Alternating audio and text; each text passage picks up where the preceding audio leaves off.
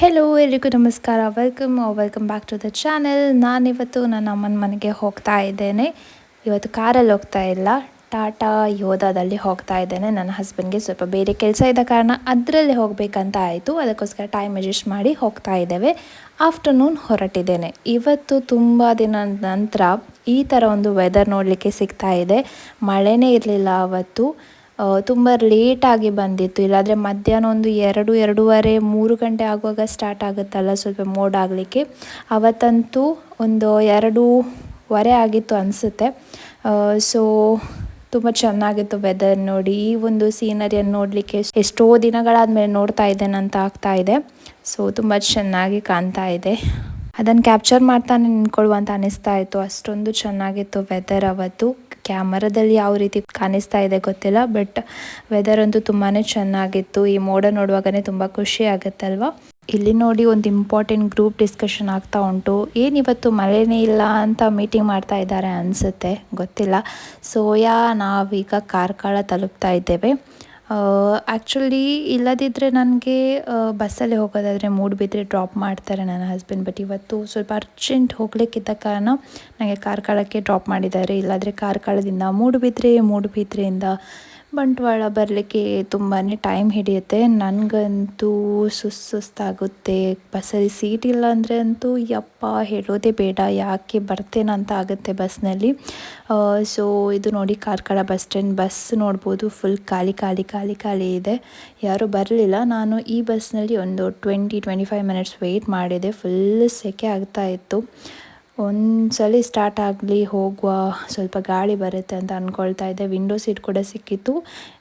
ಹೇಗೋ ಬಸ್ ಹೊರಡಿತು, ಒಂದು ಸ್ವಲ್ಪ ಗಾಳಿ ಬಂತು. ನನಗೂ ಕೂಡ ತುಂಬ ಚೆನ್ನಾಗಾಯಿತು ಗಾಳಿ ಬಂದಮೇಲೆ.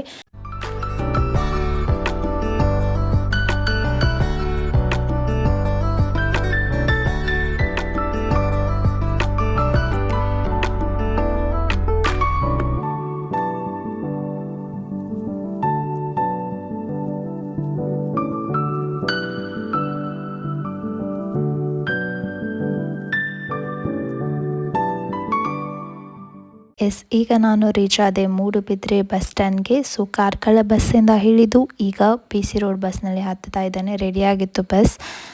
ಅದಾದಮೇಲೆ ನನಗೆ ಫಸ್ಟ್ಗೆ ವಿಂಡೋ ಸೀಟ್ ಸಿಕ್ಕಿರಲಿಲ್ಲ. ಅದಾದಮೇಲೆ ಒಂದು 2 ಸ್ಟಾಪ್ ಆದಮೇಲೆ ಒಬ್ಬರು ಹೇಳಿದರು ವಿಂಡೋ ಸೀಟಿಂದ. ಸೊ ಅಲ್ಲಿಗೆ ಹೋಗಿ ನಾನು ಶಿಫ್ಟ್ ಆದೆ. ಮತ್ತು ಇನ್ನೊಂದೇನಪ್ಪ ಅಂದರೆ ಎರಡೂ ಬಸ್ನಲ್ಲಿ ಕೂಡ ಒಂದು ಸಿಮಿಲಾರಿಟಿ ಏನಪ್ಪ ಇತ್ತು ಅಂದರೆ ಕನ್ನಡ ಓಲ್ಡ್ ಸಾಂಗ್ಸನ್ನು ಪ್ಲೇ ಮಾಡ್ತಾಯಿದ್ರು. ಅದು ಕೂಡ ಮೆಲೋಡಿ ಸಾಂಗ್ಸನ್ನೇ ಪ್ಲೇ ಮಾಡ್ತಾಯಿದ್ರು. ತುಂಬಾ ಒಂದು ಜರ್ನಿ ಎಂಜಾಯ್ ಮಾಡುವ ರೀತಿ ಆಗ್ತಾಯಿತ್ತು. ಒಂದು ಸಾಂಗೆಲ್ಲ ಪ್ಲೇ ಮಾಡಿದರೆ ನಮಗೂ ಕೂಡ ಜರ್ನಿ ಅಷ್ಟೊಂದು ಇರಿಟೇಟ್ ಅಂತ ಅನಿಸಲ್ಲ.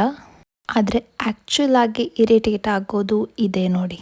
ಏನಿದು, ಇದಕ್ಕೆ ರೋಡ್ ಅಂತ ಹೇಳ್ತಾರಾ ಏನಂತ ಹೇಳ್ತಾರೆ ಗೊತ್ತಿಲ್ಲ. ಅಯ್ಯೋ ಯಪ್ಪ, ಇದರಲ್ಲಿ ಒಂದು 2 ಮಿನಿಟ್ಸ್ ಅಷ್ಟೇ ಒಳ್ಳೆ ಒಂದು ರೋಡ್ ಇದ್ದರೆ 2 ಮಿನಿಟ್ಸ್ನಲ್ಲಿ ಈ ಥರ ರೋಡ್ ಸಿಗುತ್ತೆ. ಯಾಕೆ ಇಷ್ಟು ಕಷ್ಟಕ್ಕೆ ನಾವು ರೋಡ್ ಅಂದರೆ ಟ್ಯಾಕ್ಸ್ ಎಲ್ಲ ಕಟ್ಟಬೇಕು ಅಥವಾ ಟೋಲ್ ಎಲ್ಲ ಕಟ್ಟಬೇಕಂತಾನೆ ಅರ್ಥ ಆಗಲ್ಲ. ಯಾಕೆ ಈ ಥರ ಮಾಡ್ತಾರೆ ಅಂತ. ರೋಡಲ್ಲಿ ಇಷ್ಟೋ ಜನ ಹೋಗ್ತಾ ಇರ್ತಾರೆ, ಯಾಕೆ ಈ ಥರ ಮಾಡ್ತಾರೆ ಗೊತ್ತಿಲ್ಲ. ಇದಕ್ಕೇನು ರೋಡೇ ಹೇಳ್ತಾರಾ ಹೇಳಿ.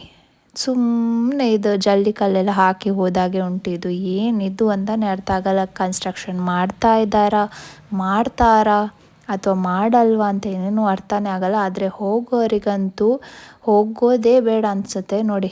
ಈಗ ಒಂದು ಸ್ವಲ್ಪ ಚೆನ್ನಾಗಾಯಿತು.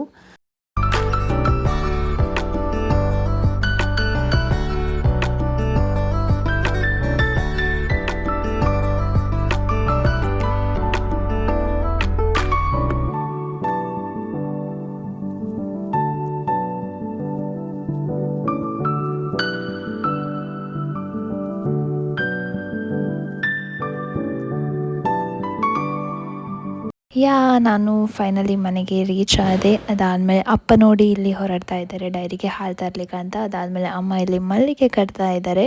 ಇದಾಗಿತ್ತು ಇವತ್ತಿನ ಈ ಒಂದು ಮಿನಿ ವ್ಲಾಗ್. ಇಷ್ಟ ಆದರೆ ಲೈಕ್ ಮಾಡಿ ಮತ್ತು ಚಾನಲ್ಗೆ ಸಬ್ಸ್ಕ್ರೈಬ್ ಮಾಡೋದನ್ನು ಮರಿಬೇಡಿ ಅಂತ ಹೇಳ್ತಾ ಟೇಕ್ ಕೇರ್, ಬಾಯ್.